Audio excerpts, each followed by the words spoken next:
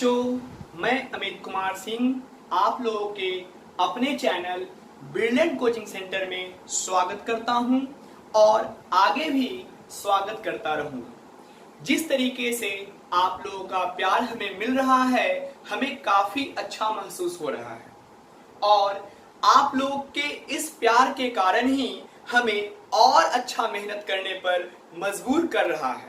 और हम यह चाहते हैं कि जो मैथ सब्जेक्ट में आप लोगों के दिमाग में जो भ्रांतियां थी वो फुल्ली रूप से एकदम जो नकारात्मक सोच थे वो फुल्ली रूप से हम हटा पाएं, यही हमारा उद्देश्य है। मैथ सब्जेक्ट जो होता है वो यदि हम थियोरेटिकल चलें तो हमें थोड़ा सा भी मुश्किल का सामना नहीं करना पड़ता है, लेकिन यदि हम थ्योरी के साथ नहीं चलें तो हमें काफी दिक्कतों का सामना करना पड़ता है। आप लोगों का प्यार इसी तरह हमें मिलता रहे और इसी तरह हम एक मैथ ही सब्जेक्ट नहीं, जितने भी सब्जेक्ट हैं सारे सब्जेक्ट को आपके अपने चैनल पर ला सके। एक बात और, यह जो मैथ का जो क्लास है वो केवल 10 तक ही सीमित नहीं रहेगा। आप लोगों के लिए 7 से लेकर के +2 तक के बच्चों के लिए मैथ का जो सब्जेक्ट है उसका सारा थ्योरी अवेलेबल करवाया जाएगा। आज हम लोग फिर से दो चर वाले रैखिक समीकरण के बारे में स्टडी करेंगे। पिछले 2 क्लास इस टॉपिक पर हो चुका था। आज आपका जो है दो चर वाले रैखिक समीकरण पर तीसरा वीडियो चलेगा, तीसरा क्लास चलेगा आपका। इसको अच्छे से समझिए और उम्मीद करते हैं कि जिस तरीके से आप लोग मेहनत कर रहे हैं और यदि यही मेहनत इसी तरह से आप लोग के लिए यदि बना रहे तो आने वाले समय में आप लोग अच्छे पद पर और अच्छे व्यक्तित्व के साथ अपने कार्यभार को संभालेंगे और एक अच्छा वर्क आप लोग करेंगे। आगे देखते हैं हम लोग दो चर वाले रैखिक समीकरण। इस टॉपिक में हम लोग वृत्त गुणन विधि के बारे में आज स्टडी करेंगे कि वृत्त गुणन विधि है क्या। ठीक है, वृत्त गुणन विधि होता क्या है? तो देखिए, जब दो समीकरण के युग्म आपके दिए हुए रहते हैं तो दोनों समीकरण युग्मों को क्या करना है, A B C D E F इस 6 डिजिट को आपको पकड़ लेना है और आसानी से बना देना है। तो ध्यान देते हैं, यदि ax + by + c = 0 का फॉर्म हो पहला इक्वेशन और dx + ey + f = 0 दूसरा इक्वेशन हो, तो इसको रिजल्ट निकालने का जो फॉर्मूला है, जो सूत्र है वो क्या है, तो x बटा bf - ce बराबर y बटा cd - af बराबर 1 बटा ae - bd है।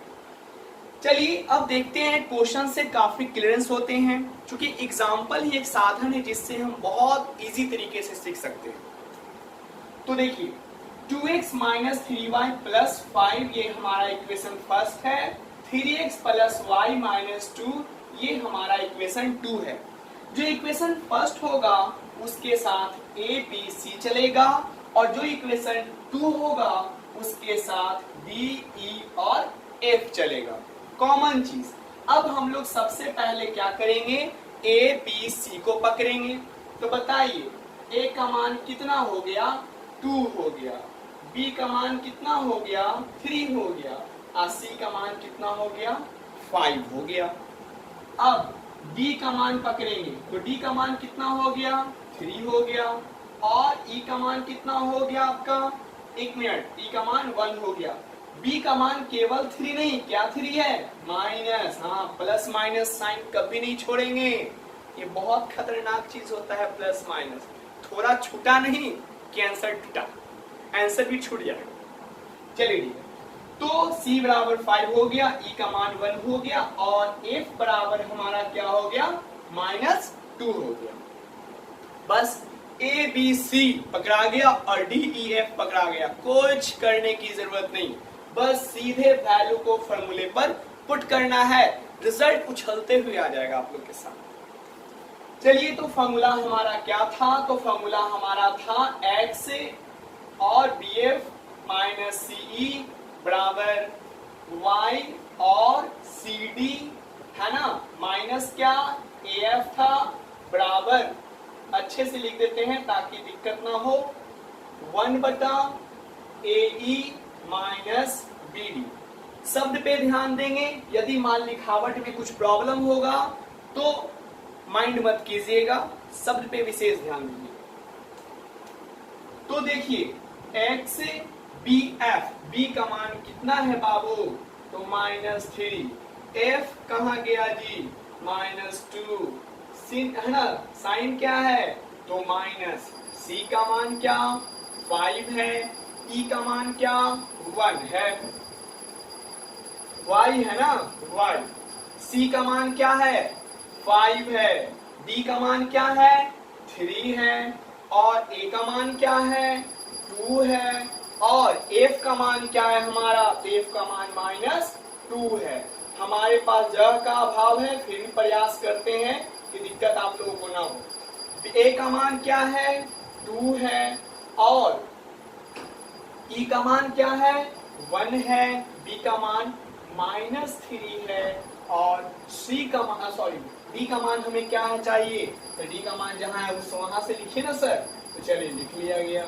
तो देखिएगा x -6 हो गया, 5 हो गया, बराबर y, 5 को 3 से 15, यहाँ पर प्लस क्या हो जाएगा, +4 हो जाएगा, बराबर 1/2, और माइनस माइनस प्लस क्या हो जाएगा 9 हो जाएगा, मतलब x/1 और y/19 और 1 क्या 11।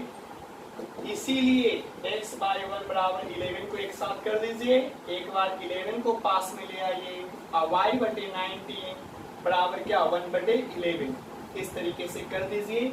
कैलकुलेशन को देख लेना है, कहीं मिस्टेक ना हो। C का मान -3 था, नहीं बल्कि 5 था, और D का मान क्या था, तो D का मान 3 था, चलिए सही चल रहा है। A का मान क्या था 2 था, और F का मान क्या था -2, बिल्कुल सही चल रहा है। तो देखिए क्रॉस मल्टीप्लिकेशन, तो x बराबर क्या हो जाएगा 11 हो जाएगा, है ना। चलिए ठीक है, कोई बात नहीं। तो 11y बराबर क्या हो जाएगा 19, तो y बराबर क्या हो जाएगा 19/11। ठीक है, समझ में आया। फिर से एक बार अगर चलते हैं, अगर दिक्कत हो गया हो इसमें तो फिर से एक बार चलते हैं।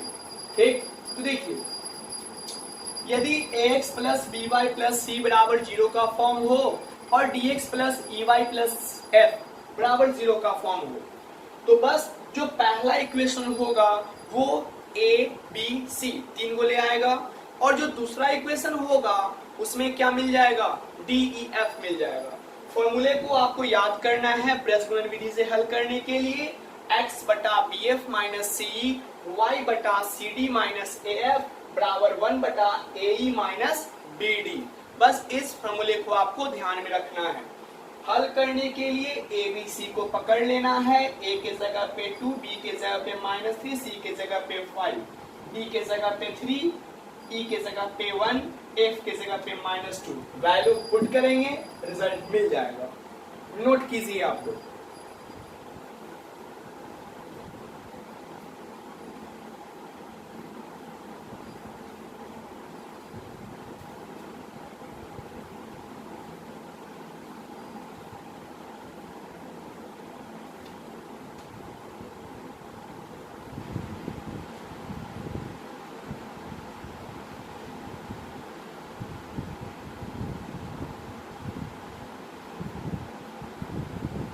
एक चीज देखिए बाबू, यहाँ मिस्टेक हो गया है, 1/11 है ना, तो यहाँ भी क्या हो जाएगा 1/11 हो जाएगा।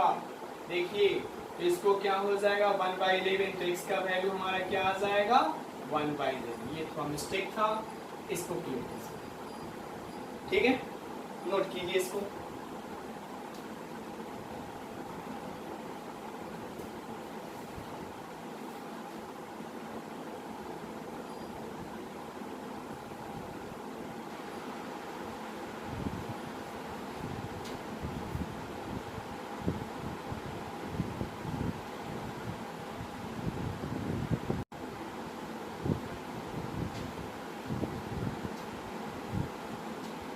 अब आप लोगों के लिए फिर से ब्रज गुणन विधि पर दूसरा क्वेश्चन है। दूसरा क्वेश्चन में क्या है आपका, देखिए 8x प्लस 5y बराबर 9 है और 3x प्लस 2y बराबर क्या है 4 है। तो सर ये इस फॉर्म में नहीं है, तो जब इस फॉर्म में नहीं है तो इसको इस फॉर्म में लाएंगे हम लोग।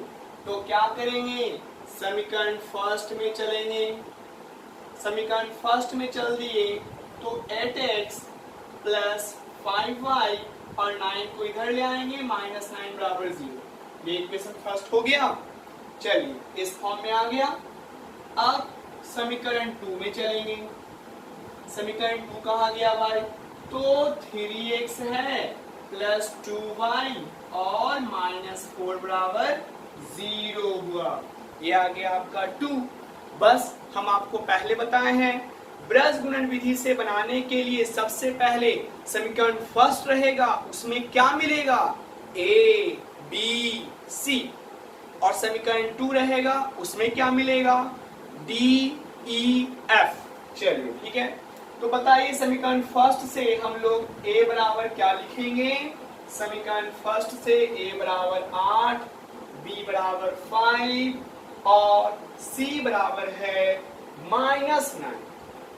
समीकरण 2 में बताइए d बराबर क्या लिखेंगे, तो 3, e बराबर क्या लिखेंगे 2 और f बराबर क्या लिखेंगे माइनस 4। बस फॉर्मूला पुट करेंगे, आंसर प्राप्त करेंगे। सिलेबस तो ऐसे ही भाग जाएगा बाबू। y बटा सी डी माइनस AF बराबर 1 बटा ए माइनस बी डी। चलिए अब देखते हैं, वैल्यू पुट कीजिए, आंसर प्राप्त कीजिए। b का मान क्या है, तो 5 है। f का मान क्या है जी, माइनस 4 है। c किधर है बुआ, पकड़ के लाओ ना। अच्छा e किधर है, तो e ये है, बराबर y है। अच्छा c का मान किधर है, माइनस 9 हो गया।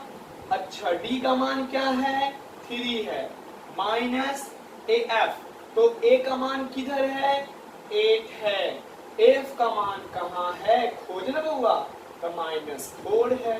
चलिए AF तो हो गया जी, बिल्कुल सही। अच्छा बराबर, अब देखिए यहाँ पे 1 बटा, जगह का थोड़ा भाव एडजस्ट आप भी कीजिए, थोड़ा प्रॉब्लम हो तो अच्छे से देखिए।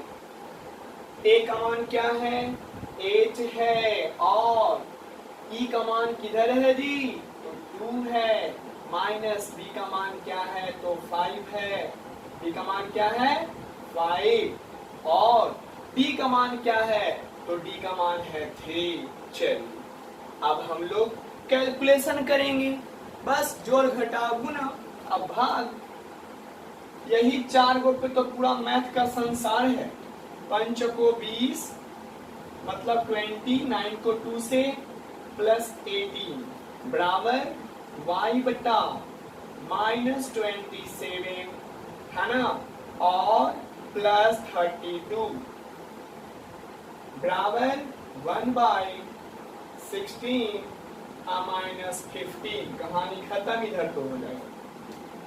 x बटा माइनस 2 हो गया, y बटा 5 हो गया, और यहाँ 1 बटा 1 हो गया। बस इसको एक बार x बटा 2 के सामने और एक बार y बटे 5 के पास लेके चला देंगे, तो माइनस 2 बराबर 1। अब बराबर ये ऐसे दे दो, y बाई 5 बराबर क्या 1। ठीक है, चलिए तो इसीलिए x का मान माइनस 2 निकल गया और y का मान क्या निकल गया 5 निकल गया। फिर से एक बार देख लीजिए, समीकरण फर्स्ट और सेकेंड में एक बार फिर से चल दिए। समीकरण फर्स्ट हमारा 8x प्लस 5y बराबर 9 था, 3x प्लस 2y बराबर क्या था 4 था।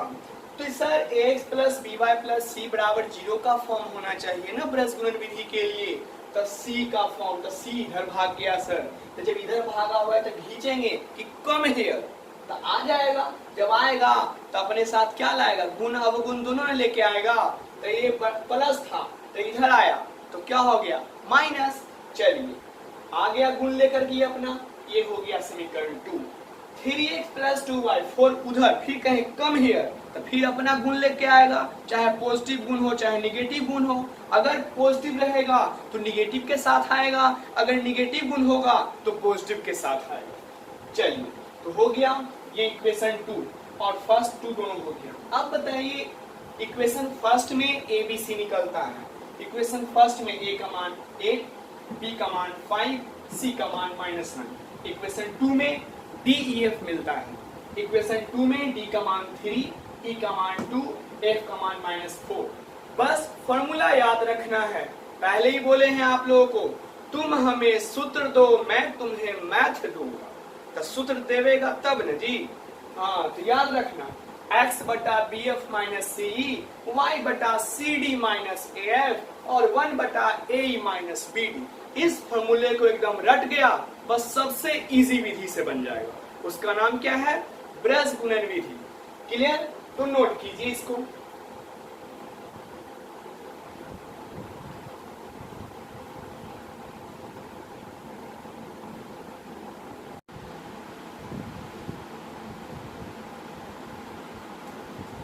अब आते हैं अनुपात निर्णय विधि।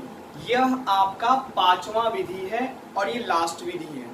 दो चर वाले युग्म समीकरण का, दो चर वाले रैखिक समीकरण के युग्म का ये आखिरी विधि। देखिए, अनुपात निर्णय विधि में क्या होता है, जब दो चर वाले रैखिक समीकरण के दो समीकरण जब दिए रहते हैं तो इनमें हम क्या करते हैं कि दोनों समीकरणों में अचर पद को लुप्त कर देते हैं।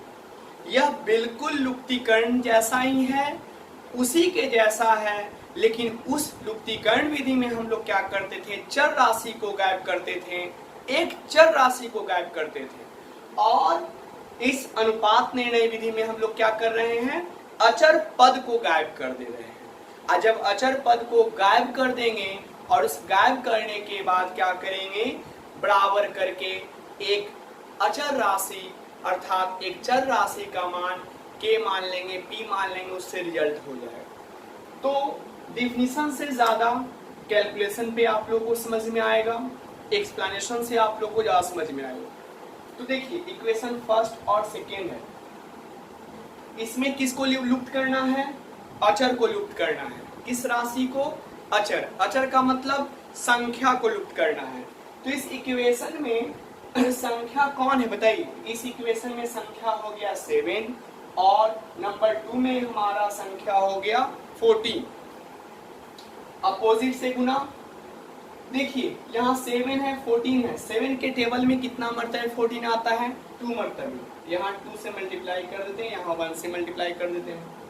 तो 2 को 3x तो हो जाएगा 6, 2 को 5 हो जाएगा +10y और 2 को 7 हो जाएगा 14। इक्वेशन हमारा फर्स्ट। 1 को 5x से वही का वही रह गया, इसको इससे वही का वही रह गया, इसको इससे वही का वही रह गया। क्लियर? अब देखिए, समीकरण फर्स्ट से सेकेंड को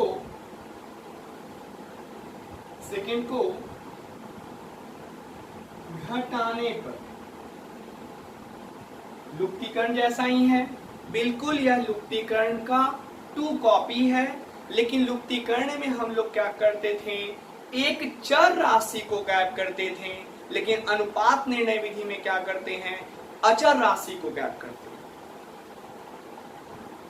घटा दिए, यहाँ माइनस, यहाँ माइनस, यहाँ माइनस। तो 6x में से 5x घटेगा तो x हो गया, 10 में से -12 तो 2y हो गया, बराबर 0 हो गया।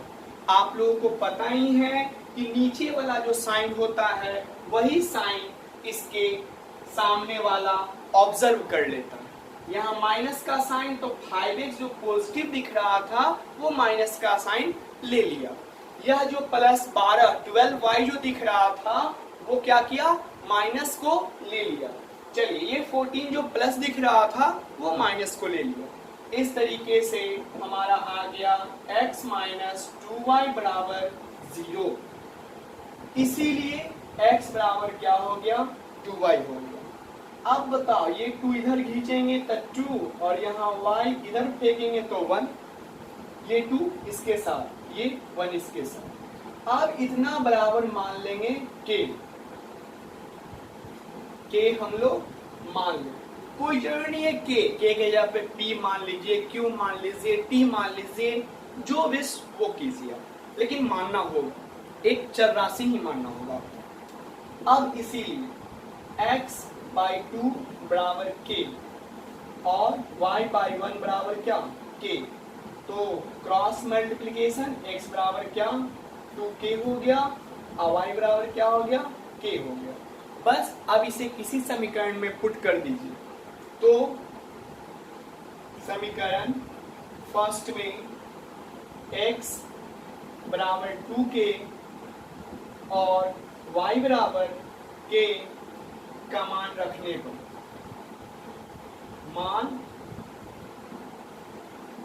पर, तो समीकरण फर्स्ट में था, तो देखिए 3 into 2k plus 5 into k बराबर 7, 6k बढ़ाना प्लस क्या हो जाएगा 5k बराबर कितना 7 हो गया।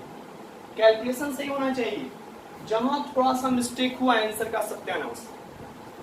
तो 6k 5k 11k बराबर 7, तो k बराबर क्या हो गया 7/11 हो गया। चलिए ठीक, तो k का मान क्या आ गया 7/11।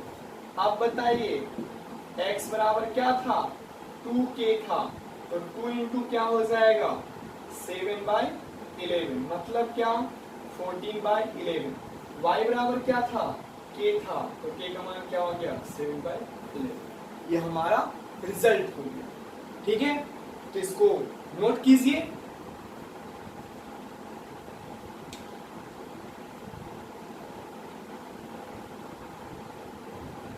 एक बात फिर से देख लीजिए, क्लियर कर लेते हैं।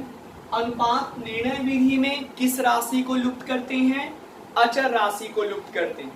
लुप्त करने के बाद क्या करते हैं, हम लोग क्या मान लेते हैं k मान लेते हैं, और k का मान जब निकाल लेते हैं, दोनों में k का मान जब हम निकाल लिए, तो ये इक्वेशन फर्स्ट में पुट करेंगे या सेकंड में, तो k का मान आ जाएगा, और जब k का मान आ जाएगा तो x बराबर जो आया था उसके जगह पे पुट कर देंगे, y बराबर जो आया था उसके जगह पे पुट कर देंगे, ये रिजल्ट हो जाएगा। इसको नोट कर लीजिए आप लोग, ऐसे तो नोट कर ही लिए होंगे। आगे बढ़ जाते हैं, एक और क्वेश्चन इस पे क्लियर कर देते हैं, इससे क्या होगा आप लोग को ज्यादा क्लियरेंस हो जाएगा। तो ये समझ में आ गया कि अनुपात निर्णय विधि में क्या होता है कि अचर पदों को लुप्त कर देते हैं, और अचर पद को लुप्त करने के बाद चर संख्याओं का चर राशियों के बराबर एक चर राशि को मान लेते हैं, और जिसके फलस्वरूप हमारा चर राशि का मान जो होता है वो ज्ञात हो जाता है।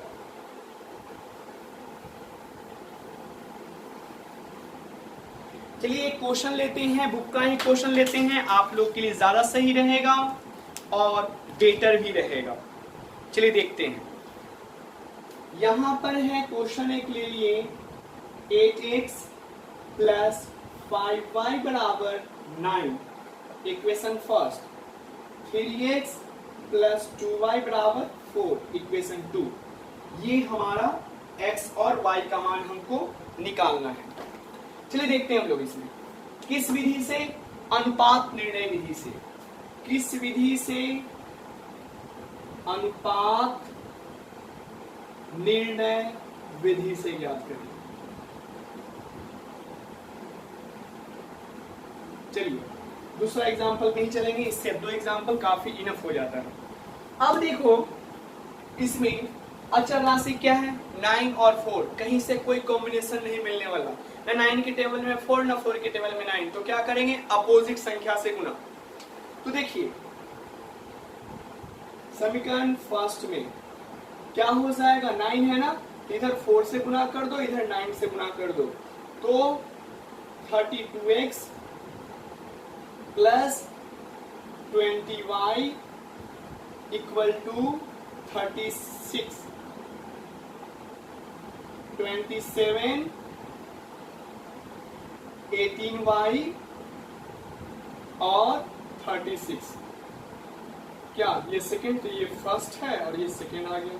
समीकरण फर्स्ट से सेकेंड को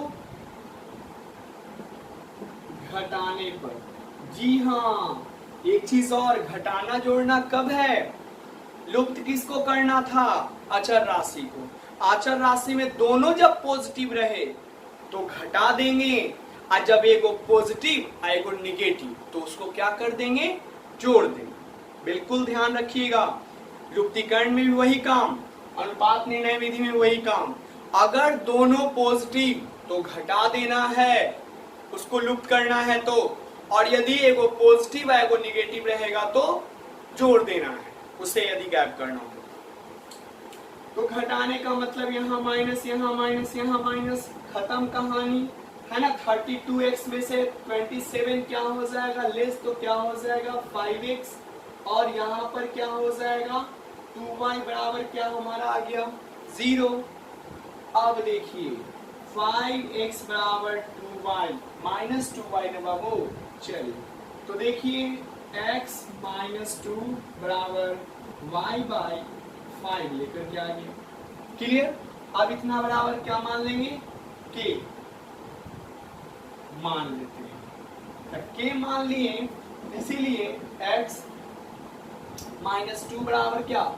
k, तो हो जाएगा x बराबर माइनस 2k, और y बाई 5 बराबर क्या? k, तो क्रॉस मल्टीप्लीकेशन, तो y बराबर क्या हो जाएगा? 5k हो गया हमारा। अब इसे किसी समीकरण में पुट कर देंगे, फर्स्ट चाहे सेकेंड। तो देखिए बाबू, समीकरण फर्स्ट में x बराबर माइनस 2k और y बराबर 5k रखने पर, पहला करने गया समीकरण पकड़ के लाओ, छोटा वाला पे पुट करेंगे बुआ, बड़ा वाला पे ज्यादा कैलकुलेशन। हम लोग बहुत दिमाग लगाना हम लोग को है। अब बताओ कि जहाँ कम मेहनत करने के बावजूद ही ज्यादा पैसा मिल जाए तो ज्यादा मेहनत क्यों करना? इसलिए बहुत बड़ा डिजिट है ना, छोटा डिजिट पे चल जाएंगे, क्योंकि इसी का ना ये रूप है। अगर इस पे भी चलेंगे तो रिजल्ट सेम ही आएगा। चलिए देखिए, तो समीकरण फर्स्ट हमारा था 8x के जगह पे माइनस 2k प्लस 5 और y के जगह पे 5k बराबर क्या? 9। क्या हो जाएगा? 16k प्लस क्या हो जाएगा? 25k बराबर क्या हो जाएगा? 9। माइनस छोड़ नहीं देना बेटा, न तो जहां प्लस माइनस छोड़ा बस कहानी खत्म ले लेगा। तो 16 अब 25, तो क्या हो जाएगा? 9k बराबर क्या? 9, तो k बराबर क्या हो जाएगा? 9/9। चलिए, तो k का मान हमारा निकल गया 1। बस जब k का मान 1 आ ही गया तो करने गया था जी, हाँ, तो इसीलिए x माइनस 2 बराबर 1, चूंकि k के है ना, k की जगह पे क्या कर दिए? 1, यहाँ पर लिखते हैं k, और चूंकि हो सकता है कि मिस्टेक हो जाए आप लोग से, तो k का मान रखने पर k बराबर 1 रखने पर, तक k का मान 1 रखने पर तो क्या हो जाएगा? x माइनस 2 बराबर 1 और y बट्टा 5 बराबर 1, तो क्रॉस मल्टीप्लिकेशन, तो x बराबर हो जाएगा माइनस 2 और y बराबर हो जाएगा 5। इसी के साथ हमारा रिजल्ट क्लियर। नोट कीजिए इसको।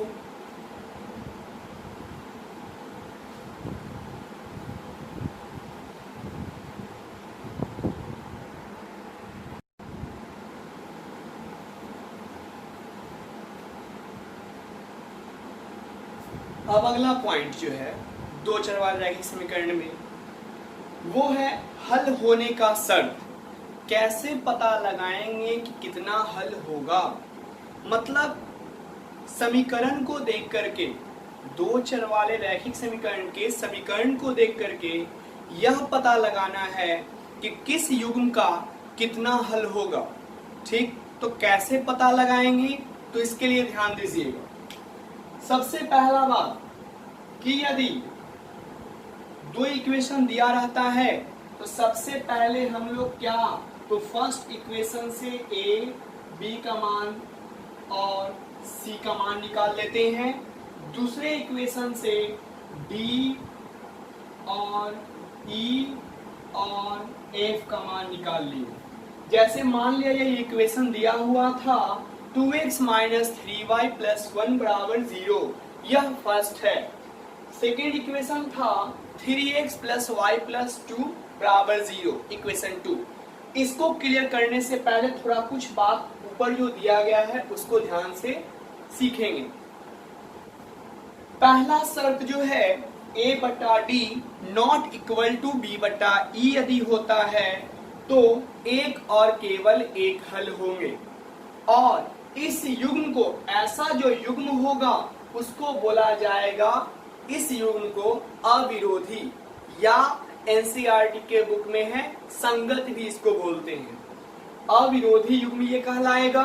कौन? तो a by D not equal to b by E यदि होता है तो उस स्थिति में इस युग्म का नाम रखा जाएगा अविरोधी। इसके हलों की संख्या क्या होगी? तो केवल एक हल होगा। कितना हल होगा? केवल एक हल होगा। और यदि a बटा डी बराबर b बटा ई बराबर c बटा f यदि होता है तो उस स्थिति में अनगिनत हल होंगे, और अनगिनत हल होने की प्रक्रिया को, इस युग्म को क्या कहते हैं? तो आश्रित युग्म कहते हैं। कौन सा युग्म कहेंगे? आश्रित युग्म हो गया। अब नेक्स्ट, यदि a बटा D equal to b by E not equal to c by f यदि होता है तो इस स्थिति में कोई हल नहीं होगा, और इस युग्म का नाम जो रखा जाएगा वो विरोधी नाम रखा जाएगा। ठीक, तो आप लोग ने यह चीज जाना कि 3 शर्त है हल होने का। सबसे पहला जो शर्त है a बटा D not equal to b by E होगा, तो उस स्थिति में क्या होगा? तो केवल एक और एक हल ही होंगे। ठीक, और इस युग्म को क्या कहते हैं? तो इस युग्म को बोलते हैं अविरोधी। अविरोधी युग्म नाम इसका रखा गया है। इसी का संगत भी इसको बोलते हैं। दूसरा नाम क्या है? संगत। नंबर 2, a बटा D equal to B by E equal to C by F.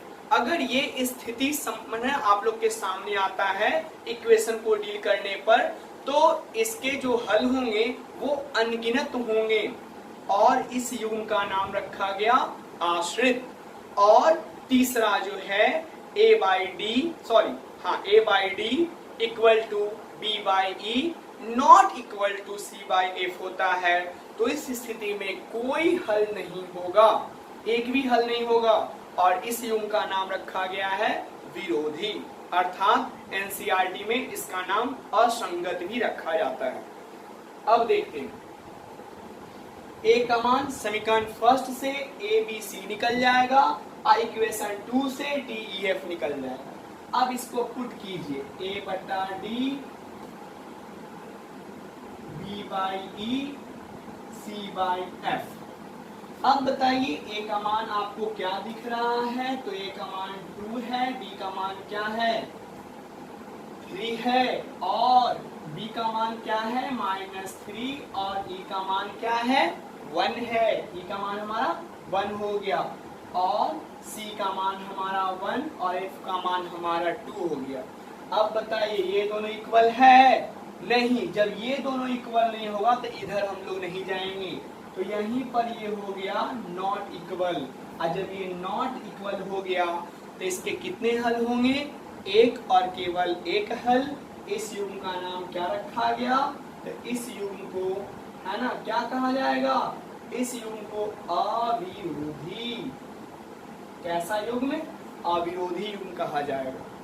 फिर से इस इक्वेशन में देखिए, a का मान 1 है, b का मान 2 है, c का मान 3 है, d का मान 3, e का मान 6 और f का मान 9।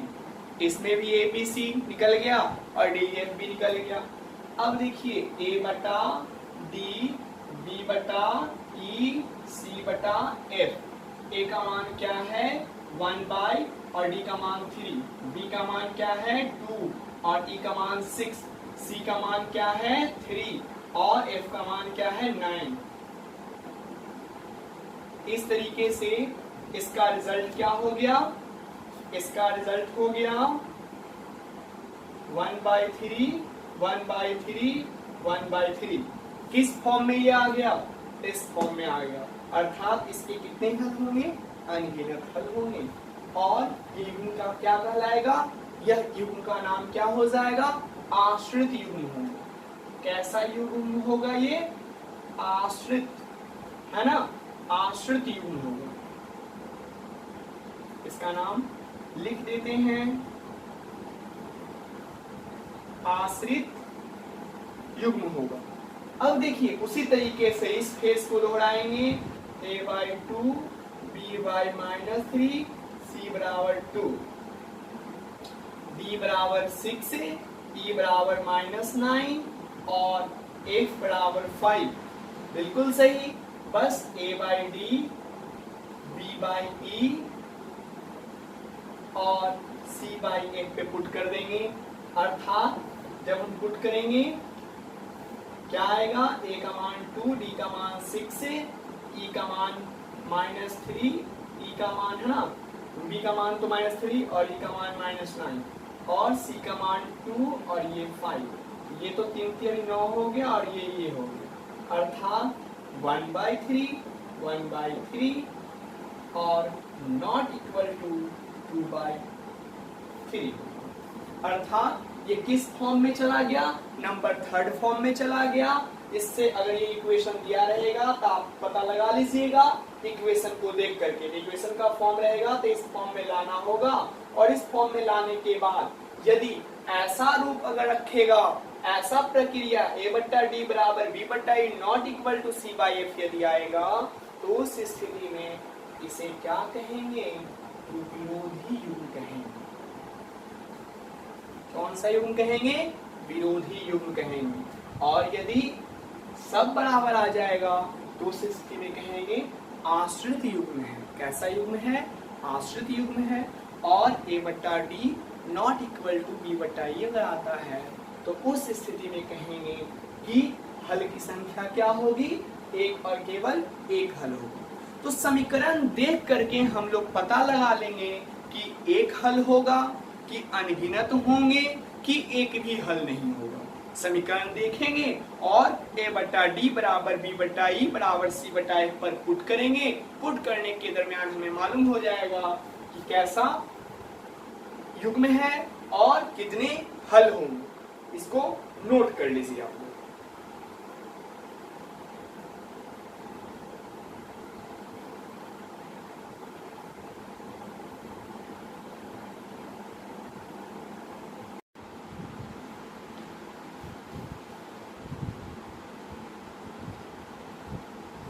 अब अगला पॉइंट जो है, दो चर वाले रैखिक समीकरण में क्या है, तो दो चरों में एक घातीय समीकरण का हल समुच्चय निकालना। जब दो चर वाले रैखिक समीकरण जब दिए रहते हैं तो x का मान दिया रहेगा तो y का मान निकालना है, अगर y का मान दिया रहेगा तो x का मान निकालना है। अगर दोनों नहीं दिया रहे तब तो अपना मन से x का मान 1 पुट करेंगे तो y का मान कुछ निकल जाएगा, फिर x का मान 2 पुट करेंगे, y का मान फिर कुछ निकल जाएगा, x का मान फिर 3 पुट करेंगे, फिर y का मान कुछ निकल जाएगा। इस तरीके से x का मान अपने मन से कुछ पुट करेंगे तो y का मान खुद ब खुद निकल जाएगा। लेकिन ये कब करना है, जब वैल्यू नहीं दिया रहे, किसी का वैल्यू नहीं दिया रहे, मतलब x और y में से किसी का जब वैल्यू नहीं दिया रहेगा तो आप अपने मन से बैठा सकते हैं। लेकिन यदि x का वैल्यू डिफाइंड रहे कि 2 ही रखना है तब आपको x का मान 2 रख कर करके ही y का मान निकालना होगा। इसे ही कहते हैं क्या, तो दो चरों में एक घातीय समीकरण का हल निकालना। ठीक, तो देखिए एक घातीय समीकरण का एक क्वेश्चन दिया गया है 2x + y - 8 बराबर 0। इस समीकरण को ऐसा वैल्यू चाहिए जो कि x का मान दिया हुआ है तो y का मान निकालना है। अगर y का मान दिया हुआ है तो x का मान निकालना है, x का मान दिया हुआ है तो y का मान निकालना है, फिर y का मान दिया हुआ है तो x का मान निकालना है। मतलब इसमें आपका जो है x और y का वैल्यू गायब कर करके दे दिया गया है। तो देखिए क्वेश्चन में सबसे पहले 2x प्लस y माइनस 8 बराबर 0। अब बताओ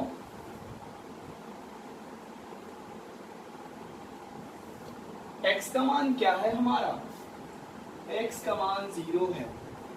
तो देखिए 2 इंटू 0 प्लस y बराबर y माइनस 8 बराबर 0 हो गया।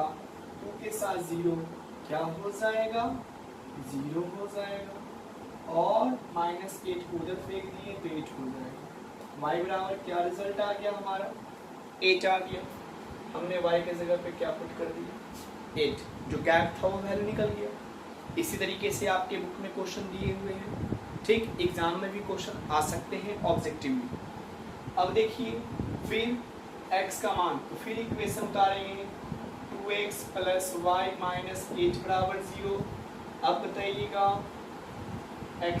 y का मान क्या दिया हुआ है, 10 दिया हुआ। 2x प्लस 10 माइनस 8 बराबर 0, चूंकि y की जगह पे क्या था, वैल्यू हमारा 10 था।